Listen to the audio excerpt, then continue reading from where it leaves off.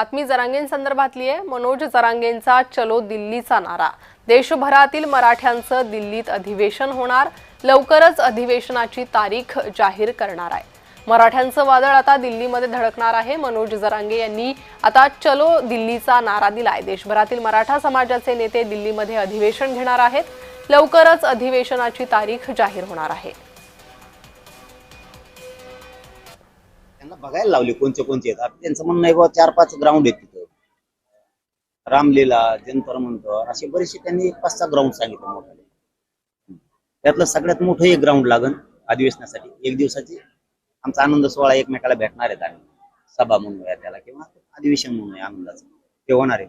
2-4 ground काही पोरं गाड्या पण घेतीनच, रेल्वेने जरी म्हणलं तरी काही पोरं गाड्या घेणार, गाड्याला लावायला जागा आणि रात्री झोपायला अगोदरच्या दिवशी गेले तर झोपायची अडचण।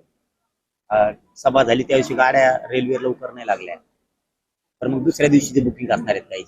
झोपायचे पण आपलं ग्राउंड झोपले, सकाळी निघले माघारी पुन्हा।